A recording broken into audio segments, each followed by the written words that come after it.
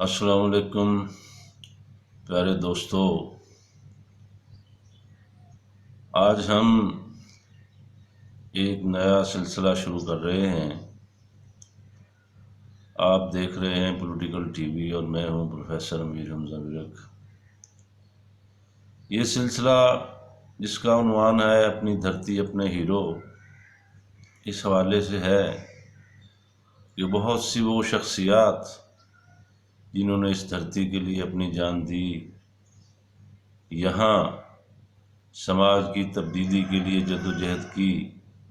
جو حریت پسند تھے، جو آزادی کے لیے لڑے، جو جمہوریت کے لیے لڑے، ان کے بارے میں کہیں کوئی ایسی انفارمیشن موجود نہیں جو نئی نسل کو منتقل ہو سکے۔ تو اس لیے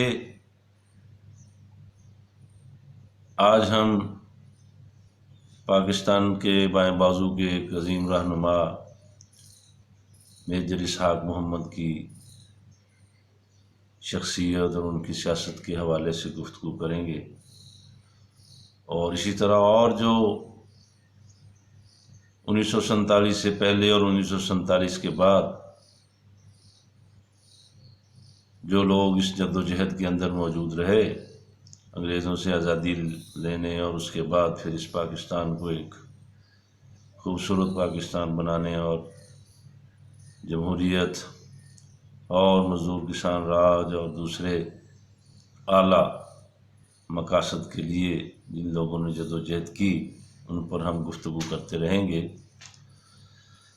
میجر اسحاق محمد ایک سیاسی رہنما بھی تھے اور وہ ایک ادبی شخصیت بھی تھے۔ مشہور وہ ہوئے زیادہ جب پاکستان میں 1951 میں لیاقت علی خان کی حکومت کا تختہ الٹنے کی کوشش کی گئی، اور اس میں جنرل اکبر، میجر اسحاق محمد، فیض احمد فیض سمیت 12 فوجی افسران اور 2 سویلین ہی اس میں گرفتار کیے گئے، اور پھر ایک مقدمہ چلا۔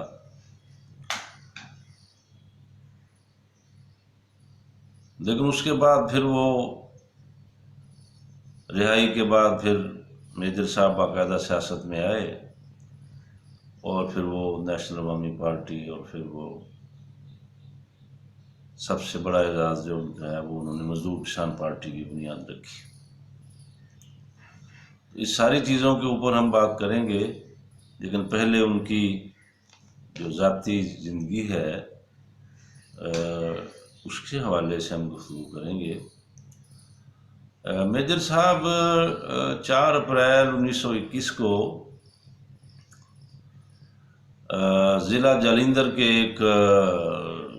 گاؤں موضع اکھاڑا میں چودھری نور محمد گل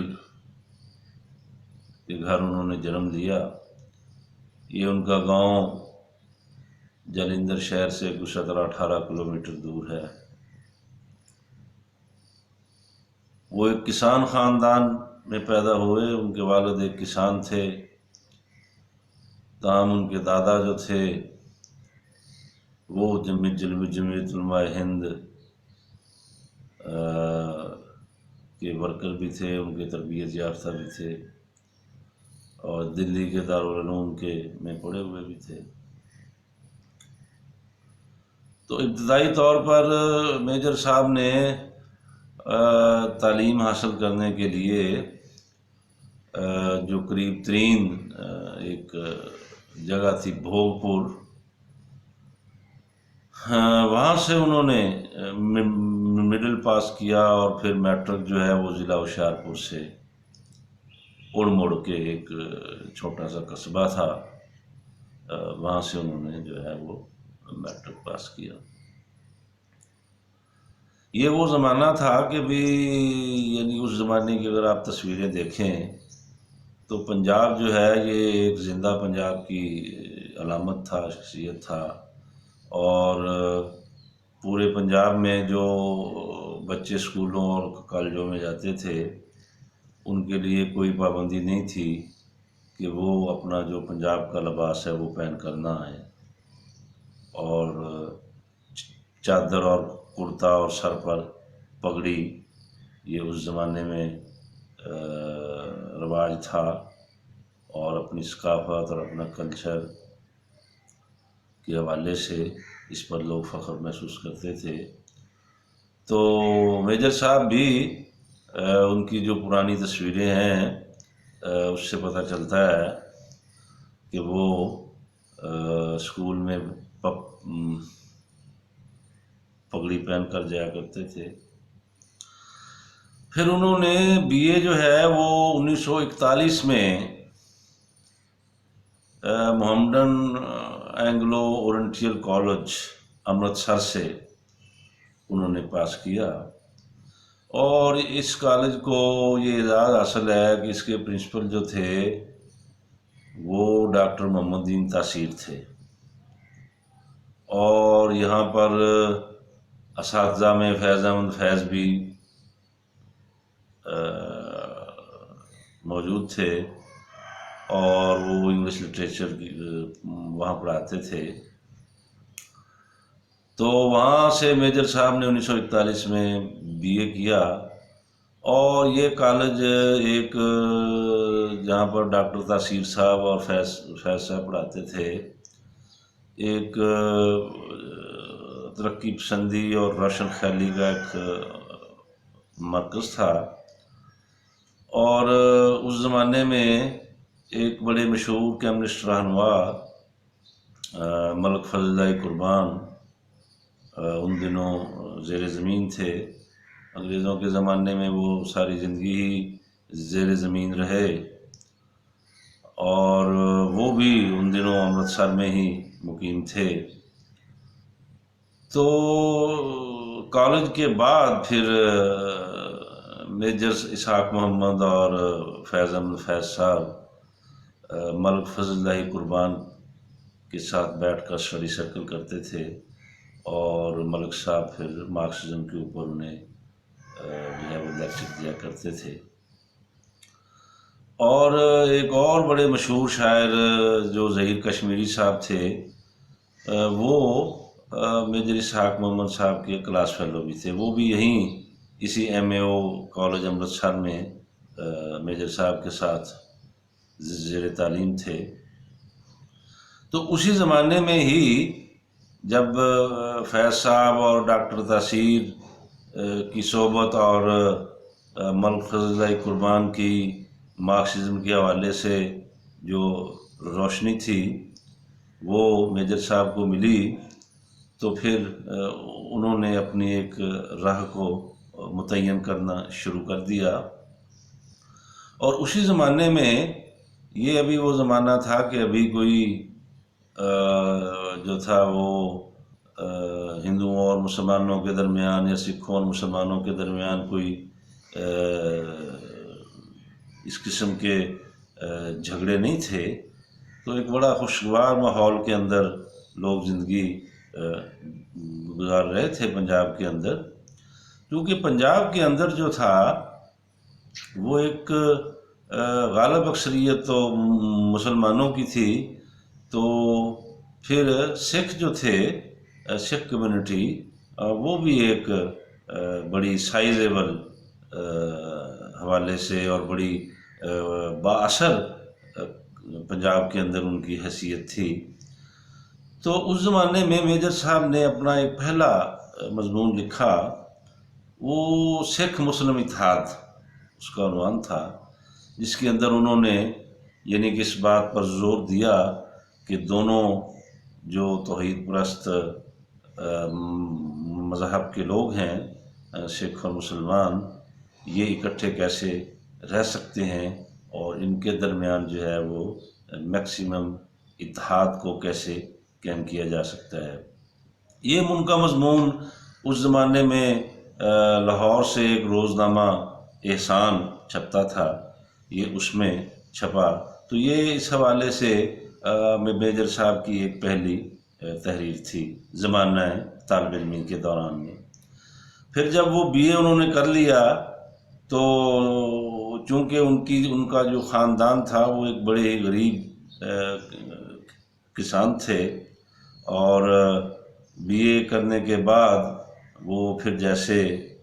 فیض نے کہا ہے کہ ہیں تجھ سے بھی دل فریب غم روزگار کے، تو اس زمانے میں دوسری عالمی جنگ جو ہے وہ شروع ہو چکی تھی، اور ہندوستان کے اندر جو ہے وہ ایک قریب ترین جو محاذ تھا وہ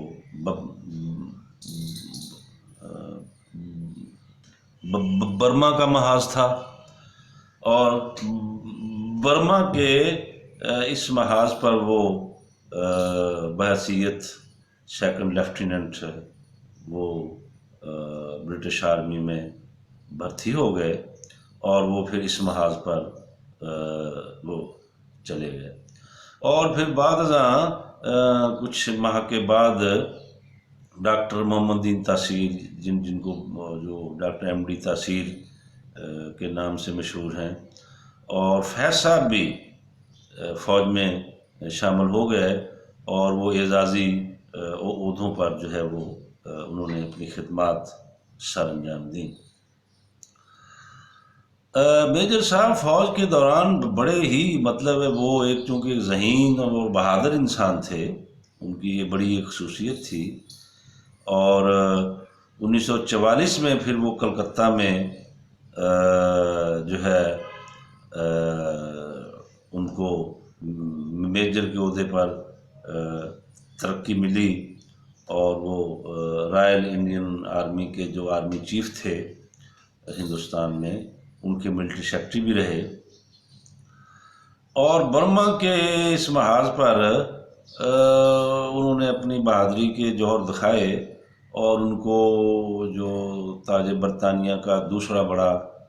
فوجی اعزاز تھا، پہلا اعزاز وکٹوریہ کراس اور دوسرا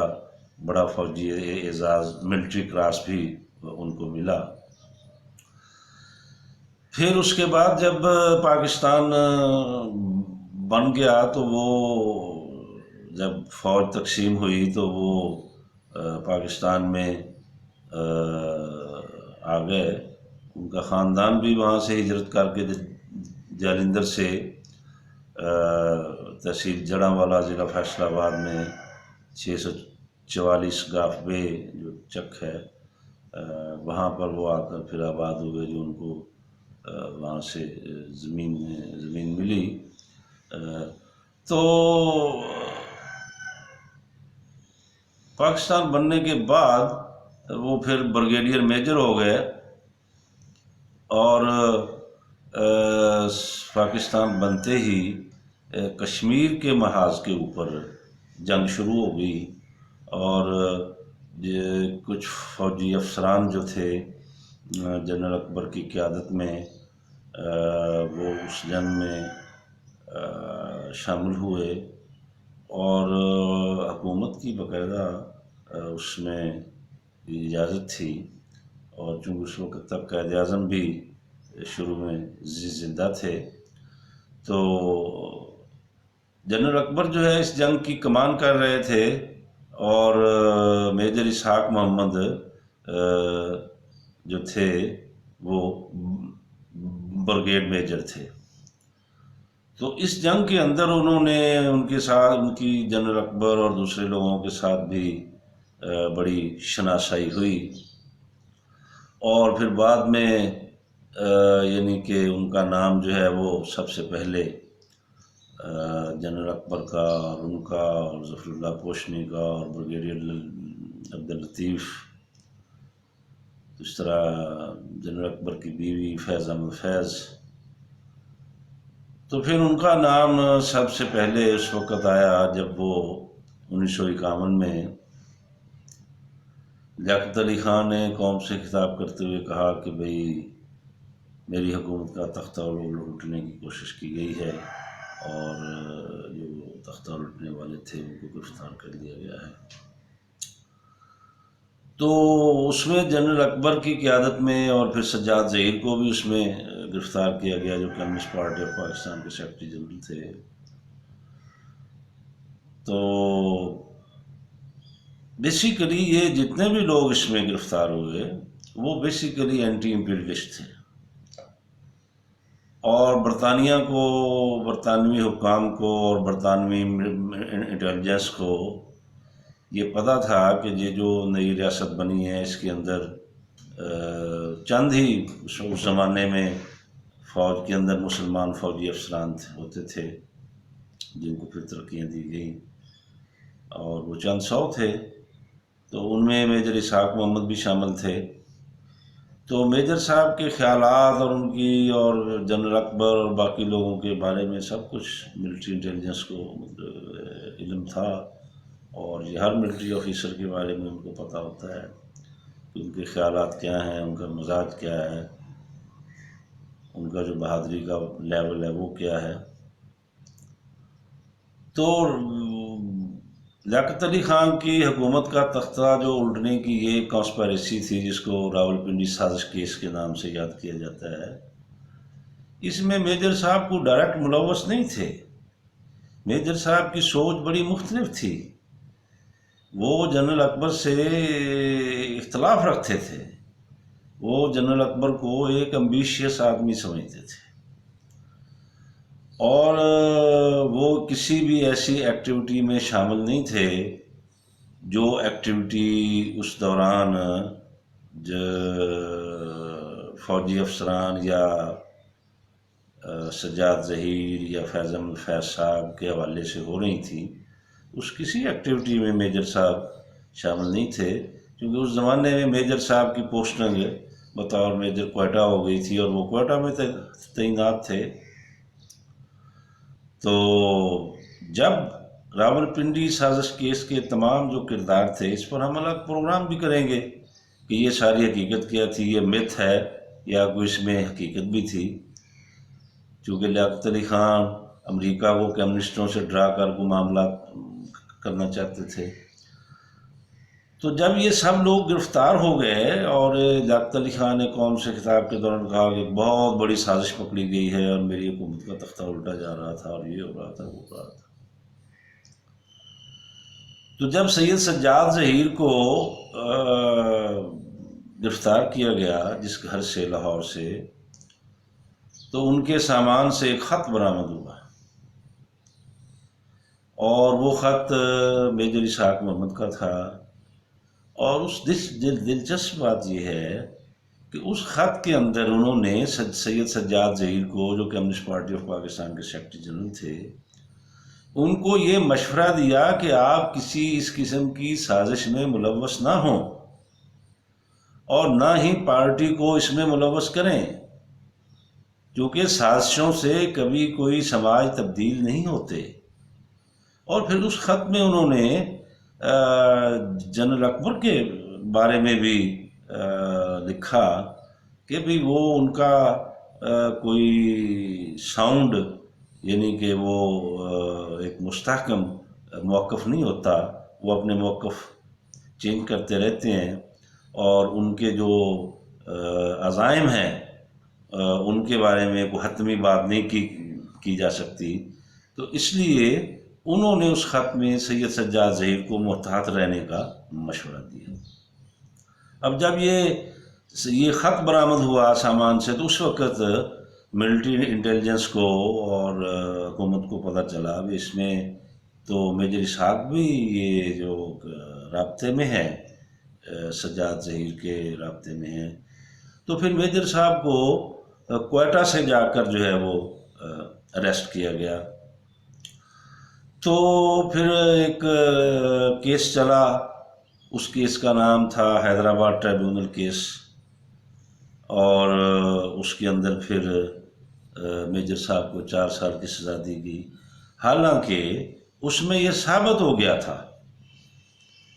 کہ میجر صاحب جو ہیں وہ اس کانسپیریسی میں شامل نہیں ہیں، اور وہ خط اس کا سب سے بڑا ثبوت تھا۔ اور اس کے اوپر بڑے مشہور جو صحافی اور رائٹر تھے، احمد بشیر صاحب اور صفدر میر صاحب، ان کے مضمون موجود ہیں کہ بھئی یہ میجر صاحب کو غلط گرفتار کیا گیا، وہ تو اس کانسپیریسی کے ویسے ہی خلاف تھے۔ وہ تو کہتے تھے کہ اگر سماج تبدیل کرنا ہے تو عوام کو تیار کرنا چاہیے، اور پھر ایک انقلابی طریقے سے جس طرح سماج تبدیل ہوتے ہیں یا جس طرح انقلابی اقتدار حاصل کرتے ہیں وہ طریقہ اختیار کرنا چاہیے. کوئی ایسا راستہ اختیار نہیں کرنا چاہیے جو غیر یقینی ہو اور جس سے لوگوں کے لیے اور کارکنوں کے لیے مسائل پیدا ہوں. تو چونکہ میجر صاحب جو تھے وہ اپنی زندگی کے اندر ان کی ایمانداری بڑی مستحکم تھی، ان کی بہادری بڑی مستحکم تھی، ان کا نقطہ نظر جو تھا وہ بڑا مستحکم تھا. تو قید کے دوران پھر جب یہ حیدرآباد ٹریبیونل کیس بنا تو اس سے پہلے یہ بڑی کوششیں کی گئیں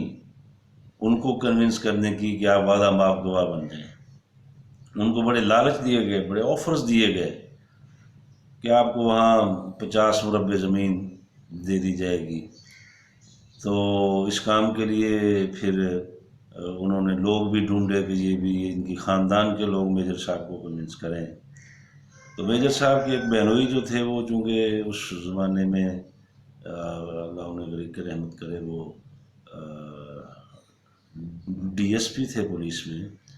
تو پھر آخر میں ان کو بھیجا گیا میجر صاحب کے پاس جہاں میجر صاحب قید تھے کہ بھی آپ جائیں اور میجر صاحب کو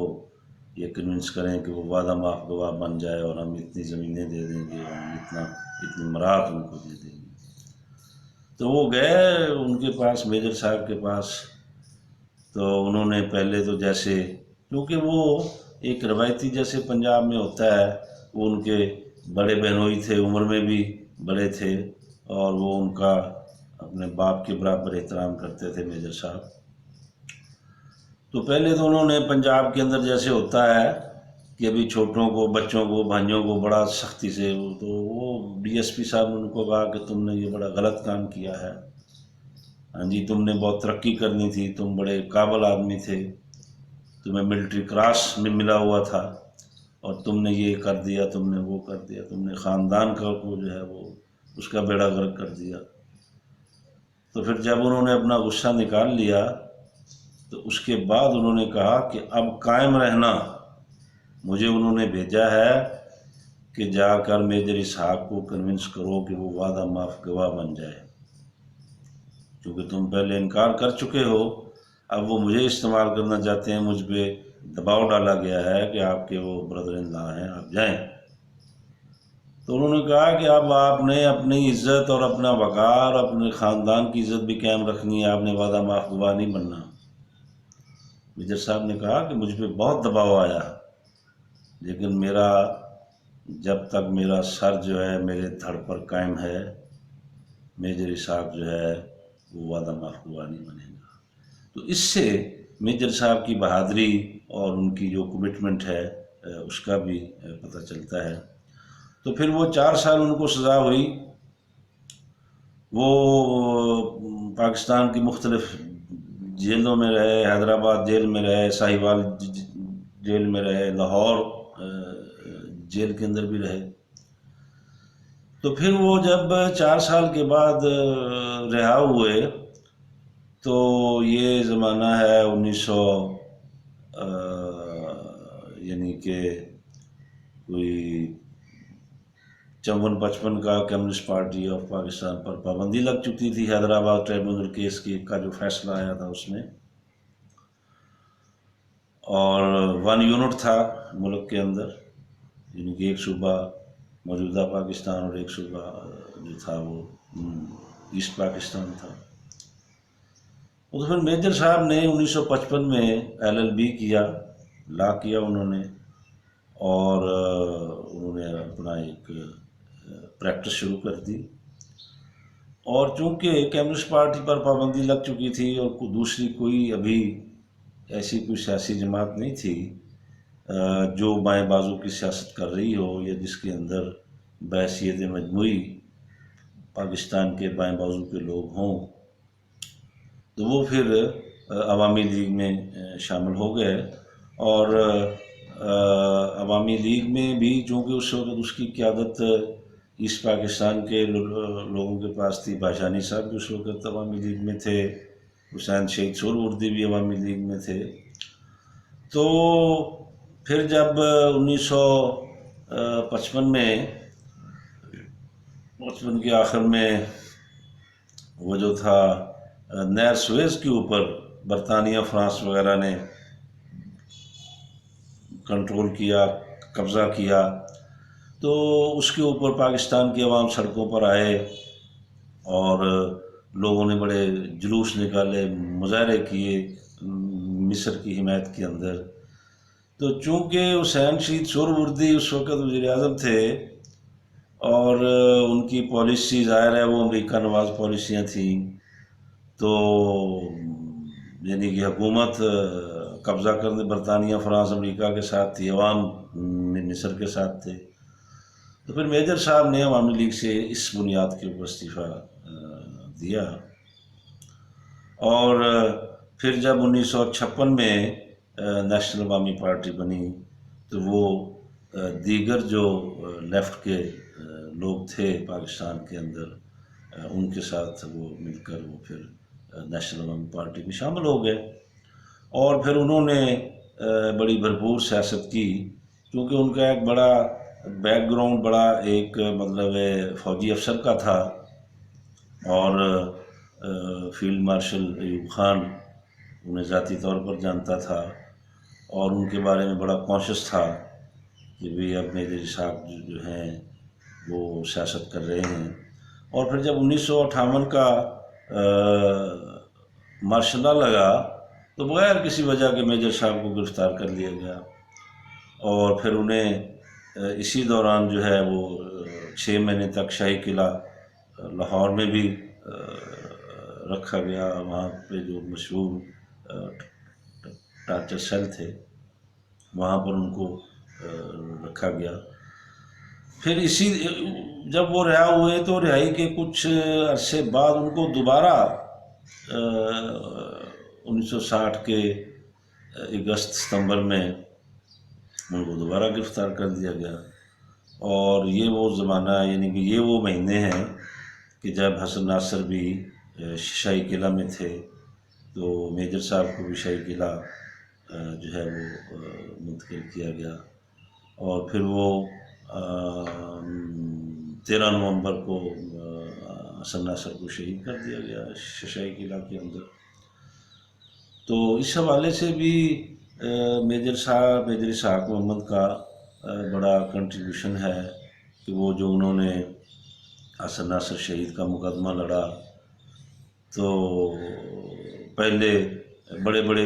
وکیل کیے گئے، کیونکہ سرکار کا یہ موقف تھا کہ بھئی حسن ناصر نے خودکشی کی ہے، لیکن میجر اسحاق محمد اور کوئی آدمی ماننے کے لیے تیار نہیں تھا۔ حالات و واقعات جو بھی تھے کہ بھی ایک عظیم انقلابی کیسے خودکشی کر سکے، ان کو ٹارچر کر کے مارا گیا تھا، شہید کیا گیا تھا۔ تو جب سارا پاکستان خاموش تھا، سارا بائیں بازو جو ہے وہ اس حوالے سے خاموش تھا، چونکہ ایوب خان کا بڑا قہر جو تھا وہ پاکستان کے اوپر تھا، سیاست پر پابندی تھی، سیاسی جماعتیں بین تھیں، لوگوں کو گرفتار کر کے جیلوں میں ڈالا ہوا تھا۔ تو پھر بڑے بڑے وکیل کیے گئے، لیکن حکومتی دباؤ کے آگے پھر کوئی نہ ٹھہر سکا، حتیٰ کہ میاں محمود علی قصوری کو وکیل کیا گیا، اس میں میجر صاحب نے ان کو کہا کہ مقدمہ لڑیں، انہوں نے کئی پیشیوں میں وہ گئے، مقدمہ لڑتا رہا۔ پھر آخر میں ایک دن انہوں نے آگے میجر صاحب کو کہا کہ اب میں دباؤ برداشت نہیں کر سکتا، اس لیے میں اب یہ مقدمہ لڑنے سے قاصر ہوں۔ پھر اس کے بعد میجر صاحب نے خود، چونکہ وہ لا کر چکے تھے، وکیل بن چکے تھے، انہوں نے کالا کوٹ پہن کے وہ باقی مقدمہ انہوں نے خود کنٹسٹ کیا۔ اس کے اوپر پھر ان کی کتاب بھی موجود ہے، حسن ناصر کی شہادت۔ تو اس کے بعد جب وہ وہاں سے رہا ہوئے،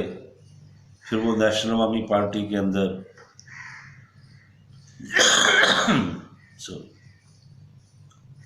بڑے ایکٹیو تھے، پورے ویسٹ پاکستان میں وہ ایک لیڈر تھے۔ کیونکہ نیشنل عوامی پارٹی ایک متحدہ محاذ تھا، ایک یونائٹڈ فرنٹ تھا، اس کے اندر بڑے بڑے جاگیردار بھی تھے، ولی خان صاحب، خان عبدالغفار خان، جی ایم سید، محمود اچکزئی کے والد کیا نام تھا ان کا، تو قوم پرست بھی اس میں تھے، اس میں لیفٹسٹ بھی تھے، چونکہ کمیونسٹ پارٹی پر تو پابندی لگ چکی تھی اور کوئی اور نئی سیاسی جماعت بنانے کی اجازت نہیں تھی، ہر سیاسی جماعت پر پابندی تھی۔ تو وہ پھر بھاشانی صاحب جب صدر بنے نیشنل عوامی پارٹی کے، تو میجر صاحب اس میں مرکزی جوائنٹ سیکرٹری تھے، بعد میں پھر وہ قائم مقام سیکرٹری بھی رہے کچھ عرصہ۔ تو پھر نیشنل عوامی پارٹی جب عالمی طور پر کمیونسٹ تحریک جو ہے اس کے اندر ایک نظریاتی تقسیم آ گئی، جس کو عام زبان میں روس چین کا جھگڑا کہا جاتا ہے، اور ساری دنیا کی جو پارٹیاں تھیں وہ اس میں تقسیم آ گئی، تو اس حوالے سے نیشنل عوامی پارٹی بھی تقسیم ہو گئی، اور وہ 3 دھڑوں میں نیشنل عوامی پارٹی تقسیم ہوئی۔ ایک نیشنل عوامی پارٹی بھاشانی گروپ تھا، جس کے اندر بھاشانی صاحب کے ساتھ جو تھے وہ بائیں بازو کے لوگ، ایسٹ پاکستان سے بھی اور ویسٹ پاکستان سے بھی لوگ موجود تھے، اور ایسٹ پاکستان میں خاص کر سی آر اسلم صاحب اور جناب عابد حسن منٹو صاحب، جو ہمارے بڑے مشہور لیڈر ہیں بائیں بازو کے، اور بہت بڑے معروف قانون بھی ہیں، یہ مولانا بھاشانی صاحب کے ساتھ تھے۔ ایک گروپ تھا نیشنل عوامی پارٹی ولی خان گروپ، جس کے اندر موسٹلی جو پختونخوا کے قوانین تھے وہ ان کے ساتھ چلے گئے، اور ایک تیسرا گروپ تھا نیشنل عوامی پارٹی مزدور کسان گروپ، جس کی قیادت میجر اسحاق محمد کر رہے تھے،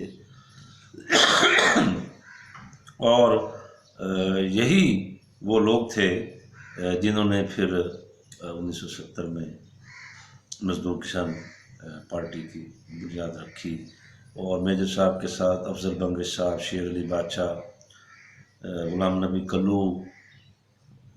پنجابی کے بڑے مشہور دانشور صبغت اللہ سند زیغم،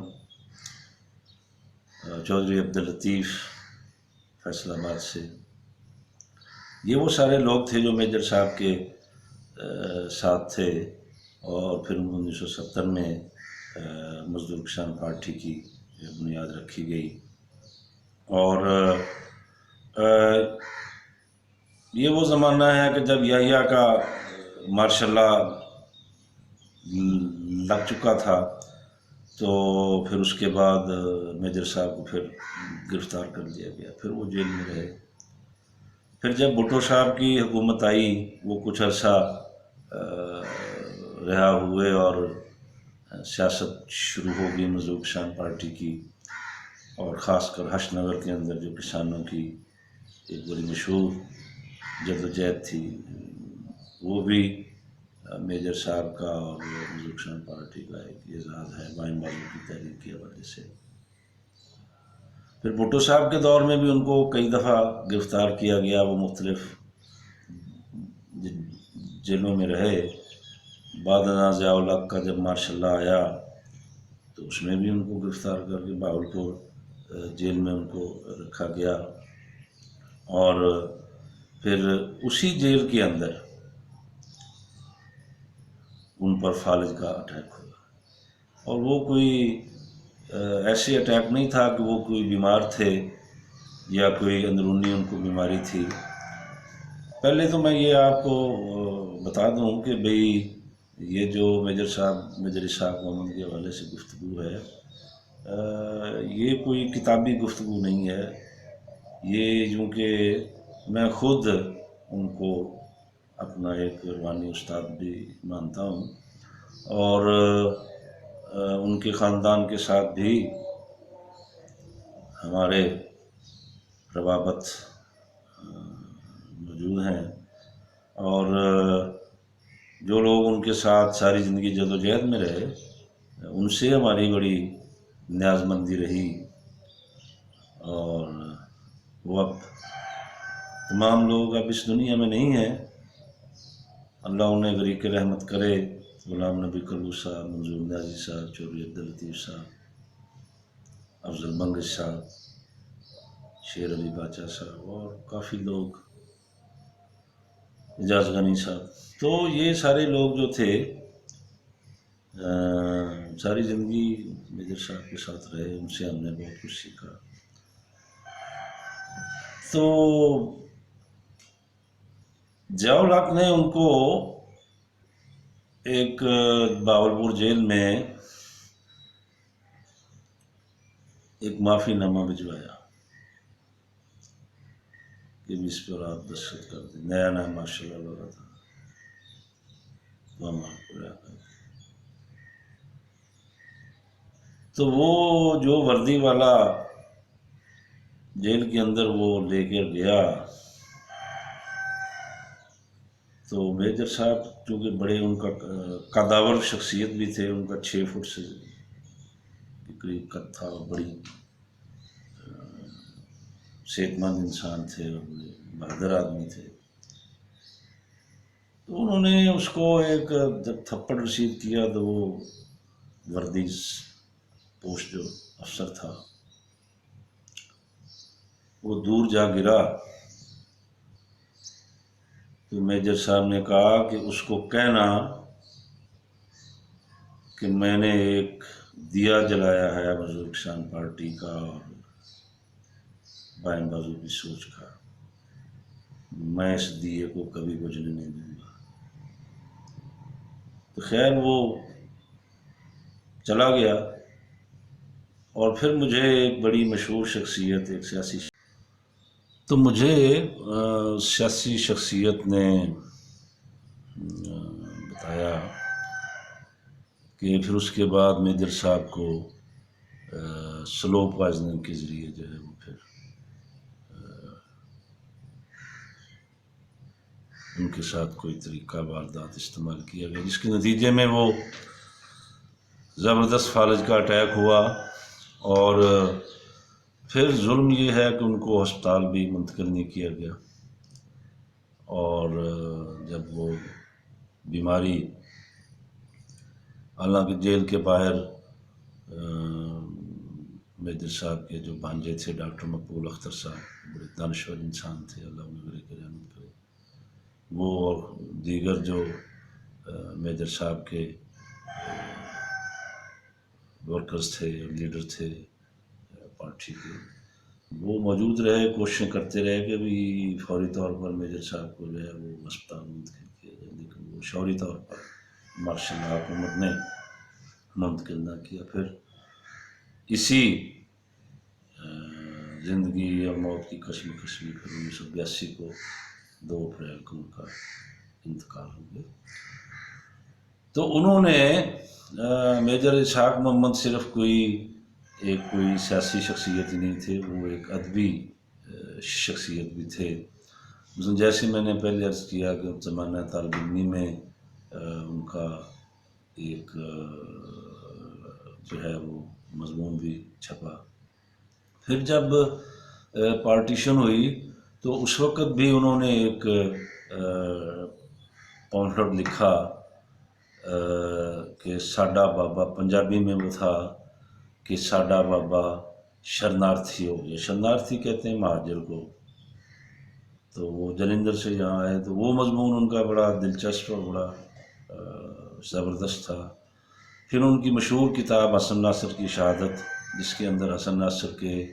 ناصر شہید کے مقدمے کی تمام تفصیلات اس کے اندر جو ہیں، جتنی بھی سمریز ہیں اس کے اندر، جتنی بھی عدالتی کارروائی ہوئی ہے، جتنی بھی مطلب ہے پولیس کے اندر کارروائی ہوئی ہے، وہ سب اس کے اندر انہوں نے لکھی۔ پھر ان کا ایک 2 بڑے کتابچے زبردست ہیں جن میں انہوں نے انالیسس کیا، پنجاب کا المیہ اور مشرقی پاکستان کا المیہ۔ پنجاب کا المیہ تو انہوں نے اس حوالے سے لکھا کہ پنجاب جو تھا یہ ہندوستان میں بھی اور پاکستان میں بھی ایک بڑی میجر قوم تھی، لیکن جو کچھ یہاں پر پنجابیوں کے ساتھ ہوا، جو کچھ انگریزوں نے کیا شعوری طور پر، پنجابی زبان چھین لی پنجابیوں سے، پنجابیوں کے ساتھ بڑا ظلم کیا، اور یہ بھی ایک تاریخی حقیقت ہے کہ انگریزوں کے زمانے میں 2950 لوگوں کو جو عدالتی کارروائی کے ذریعے پھانسیاں دی گئیں، ان میں 2600 پنجابی تھے۔ اس حوالے سے انہوں نے پنجاب کا المیہ لکھا، اور پھر جب مشرقی پاکستان سے علیحدہ ہوا تو انہوں نے المیہ مشرقی پاکستان لکھا، جس میں مشرقی پاکستان کی علیحدگی کی وجوہات لکھی اور سارا اس کو اینالائز کیا۔ پھر انہوں نے بڑے 3 مشہور ڈرامے لکھے، جن میں سب سے مشہور ڈرامہ ان کا مسلی جو جہاں ایک برادری ہے ہمارے پنجاب کے اندر جو سب سے ڈاؤن ٹروڈن لوگ ہیں، اور جو پنجاب کے قدیم باسیوں میں شامل ہیں، اور جو جاگیرداروں کے اور ذمہ داروں کے بڑے ظلم کا شکار رہے ہیں، ان کے اوپر ان کا بڑا مشہور ڈرامہ مسلی، اور پھر کوکنس ایک ان کا ڈرامہ، اور پھر اسی طرح ایک ان کا ڈرامہ خانہ آبادی کے نام سے بھی انہوں نے لکھا۔ اس کے علاوہ ان کے سینکڑوں سیاسی مضامین ہیں، اور پھر ان کی ایک آخری کتاب جو مجھے جس کو یعنی کہ دوبارہ لکھنے کا بھی اعزاز حاصل ہوا، وہ میں نے بھیجی، وہ بھی میرا خیال ہے نہیں خاندان نے نہیں چھاپی، یا اس کے بارے میں مجھے معلوم نہیں ہے۔ میں نے اس کو ری رائٹ کیا، تو پھر میں نے وہ دوبارہ وہ بھیجی، شتر غمزے اس کا نام ہے۔ تو وہ ان کی جو ہے وہ زیادہ تر اس میں جو ان کی آرمی کی زندگی ہے، اور جب وہ جا رہے تھے جوائن کرنے کے لیے ملٹری اکیڈمی کو، تو وہ اس سے لے کر یعنی کہ ان کے تمام فوجی جو ایکسپیرینس ہے جو سیکنڈ ورلڈ وار میں وہ اس کے اوپر وہ مشتمل ہے۔ تو اس حوالے سے وہ ایک بڑی ادبی شخصیت بھی ہیں، ایک سیاسی شخصیت تو وہ ہیں ہی۔ تو اس کے علاوہ یعنی کہ 3 بڑے میں سمجھتا ہوں میجر صاحب کی جو سیاسی وراثت ہے، اس کے اندر ایک تو ان کی سیاسی جماعت ہے جو اب اتنی یعنی کہ مضبوط جماعت نہیں رہی، باوجود لیکن جو فکری طور پر انہوں نے کام کیا ہے وہ بڑا زبردست ہے۔ اس سے پہلا کام تو انہوں نے پنجاب کے حوالے سے کیا کہ بھئی جو پنجابی زبان ہے یہ ایک بڑی معتبر زبان ہے، اور پنجابی زبان کو جب انگریزوں نے پابندی لگائی تو وہ پابندی اسی وجہ سے لگائی تھی کیونکہ زبان جو ہوتی ہے یہ بذات خود کوئی علم نہیں ہوتا، یہ سورس آف نالج ہوتا ہے۔ اور پنجاب کے اندر جو لٹریچر جو شاعری ہوئی وارث شاہ سے لے کر شاہ حسین تک اور بابا بلے شاہ تک، تو یہ جو سارے وچار تھے یہ جس سے سیکولرزم، بھائی چارہ، مختلف بین المذاہب بھائی چارہ کے جو سارے وہ سوتے تھے وہ انگریزوں نے بند کر دیے۔ تو ایک تو پنجابی کے حوالے سے ان کی بڑی خدمات ہیں، اور یہ مسلی ڈرامہ انہوں نے پنجابی میں لکھا، خانہ آبادی بھی انہوں نے پنجابی میں لکھا۔ تو پھر انہوں نے وہ ہمیشہ گفتگو پنجابی میں کرتے تھے پنجاب کے اندر، اور اپنی جو ان کی جماعت تھی مزدور کسان پارٹی اس میں بھی ایک فیصلہ ہوا کہ پنجاب کے اندر جو جتنی بھی سیاسی کارروائی ہوگی وہ پنجابی زبان میں ہوگی۔ دوسرا میں سمجھتا ہوں کہ انہوں نے جو سیاست سے نتیجہ نکالا، جو پاکستانی سیاست سے انہوں نے نتیجہ نکالا، اس میں ایک یہ تھا کہ جیسے یعنی کہ وہ اگر آپ سوویت انقلاب کی یا سوویت یونین کی ہسٹری پڑھیں تو جیسے یہ ہے کہ لینن کو یہ اعزاز حاصل ہے کہ انہوں نے تاریخ میں پہلی دفعہ ایک ورکنگ کلاس کی ایک سیاسی جماعت کو متعارف کرایا۔ تو پاکستان میں بھی میجر صاحب اس نتیجے پر پہنچے کہ ایک طبقاتی سیاسی جماعت کا موجود ہونا ضروری ہے اور اس کی قیادت جو ہے وہ مزدوروں کسانوں کے پاس ہو۔ تو اسی پس منظر میں پھر انہوں نے جب مزدور کسان پارٹی بنائی تو اس کے پہلے صدر جو تھے وہ لالا زیارت گل جو پختونخوا سے تھے، اور سیکرٹری اس کے زین الدین خان لودھی تھے جو ڈاکٹر رشید حسن خان اور جو NSF کے لوگ تھے وہ اس طرف سے وہ آئے تھے، وکیل تھے وہ بہت بڑے کراچی میں۔ تو پھر انہوں نے ایک اور بڑا زبردست جو اس دوران کام کیا وہ تھا ایک ڈاکومنٹ لکھا گیا پاکستان اور پاکستانی انقلاب، جس کے اندر انہوں نے یہ سارا انالیسس پیش کیا تھا کہ پاکستان کے اندر سماجی تبدیلی کیسے آ سکتی ہے اور لوگوں کو تک جو ہے وہ نظریہ اور سیاست جو ہے وہ کیسے ہم لے کے جا سکتے ہیں۔ تیسرا ان کا جو ایک اور میں سمجھتا ہوں وہ کارنامہ ہے وہ ہے کہ عوام کے کلچر کو ابھارنا۔ وہ کلچر کو یعنی کہ کلچر بذات خود ایک بہت بڑی طاقت ہے، لوگوں کی زندگی ہے، یہ لوگ زندگی جس طرح گزارتے ہیں، تو انہوں نے کلچر کے اوپر بڑا فوکس کیا اور وہ زبان سمیت وہ تمام چیزیں جو انگریزوں نے یہاں پر بین کی تھیں اس کو انہوں نے ریوائیو کرنے کی کوشش کی، اور انہوں نے ایک طرح کا جو ثقافتی انقلاب سے وہ بہت متاثر تھے، چین کے ثقافتی انقلاب سے۔ تو اس حوالے سے ثقافت کے حوالے سے انہوں نے مذہب کے اوپر بھی بہت ان کا فوکس تھا، اور وہ چونکہ خود بہت عالم انسان تھے اور مذہب کے اوپر مختلف مذہب کے اوپر ان کی بڑی تحقیق تھی، تو اس حوالے سے انہوں نے جو ہے وہ مذہب اور ثقافت کے حوالے سے جو عوام کے اندر عوام کی سوچیں تھیں یا جو عوام کی ہمدردی تھی یا جو عوام کی زندگی کا حصہ تھی اس کو بڑی اہمیت تھی، اور وہ یہ کہا کرتے تھے کہ سیاست کرنی ہے تو لوگوں کی ثقافت کو ان کے مذہب کو ساتھ لے کر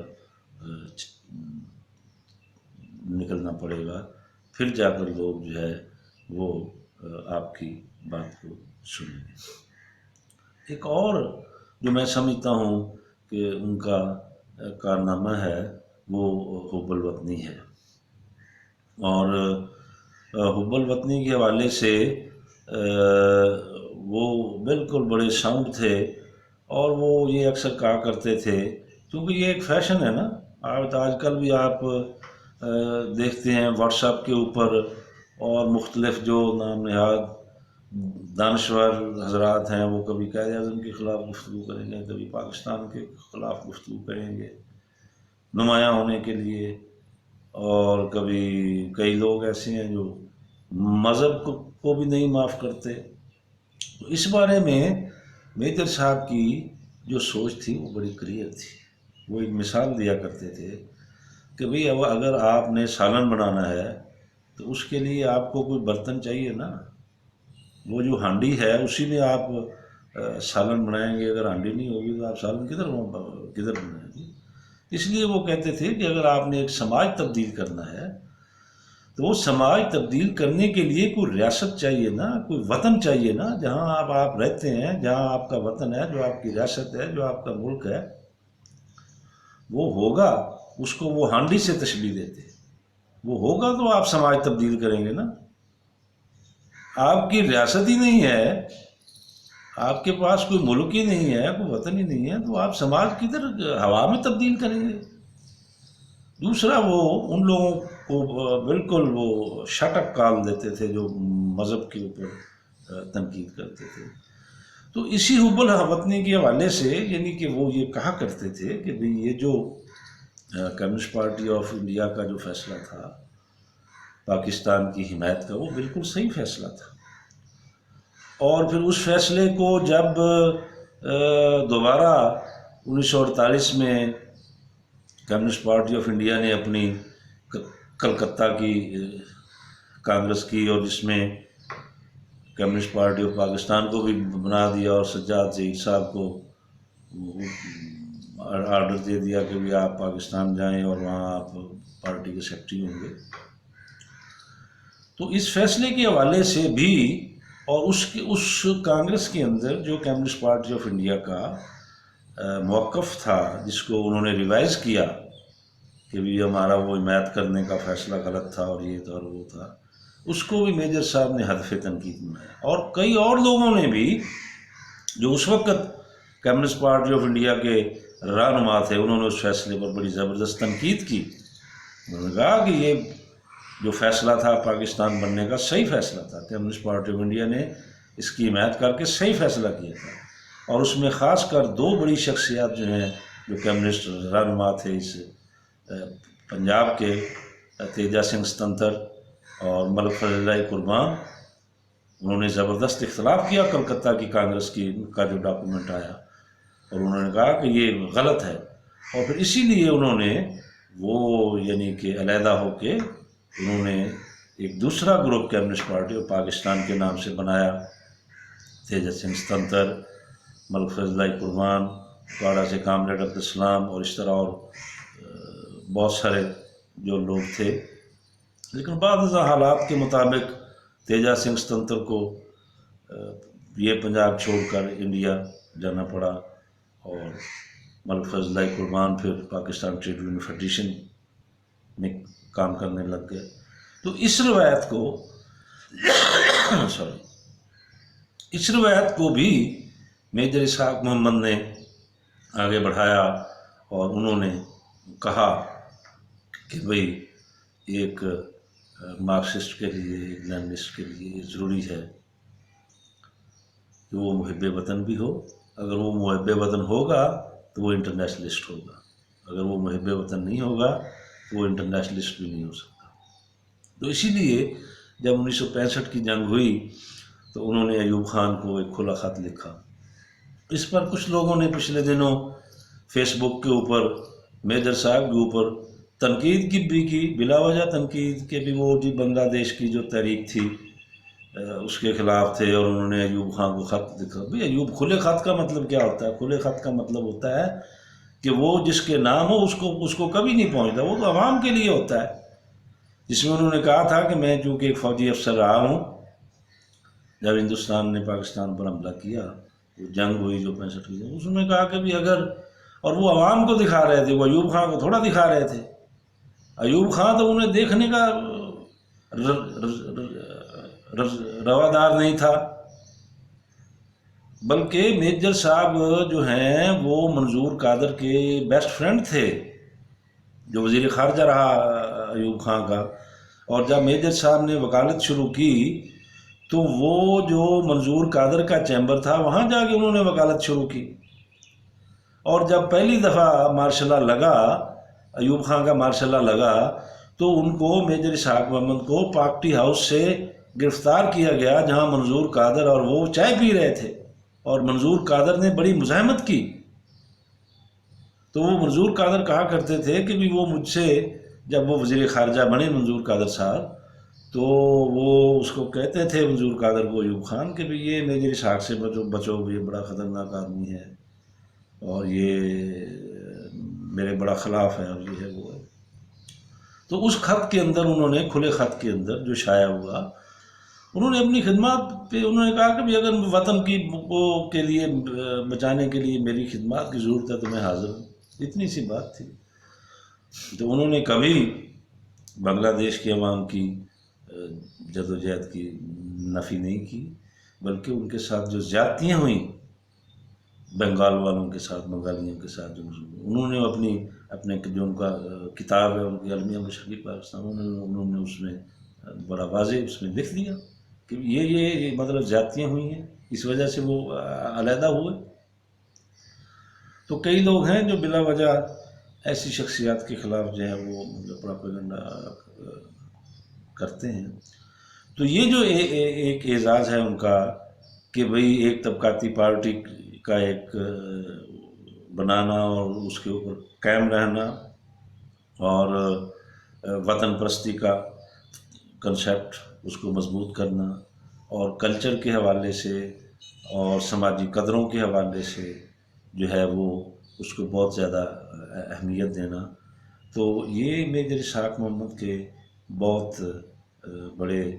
ان کے نواشات ہیں یہاں کے لوگوں کے اوپر۔ تو یہ آج کا لیکچر تھا، اور ہم کوشش کریں گے کہ اس طرح کی جو اور شخصیات ہماری تاریخ میں ہماری دھرتی پر پیدا ہوئی ہیں، انہوں نے جدوجہد کی، ان کے اوپر بھی ہم پروگرام کریں گے انشاءاللہ۔ تو آج کے لیے اتنا ہی، اللہ حافظ۔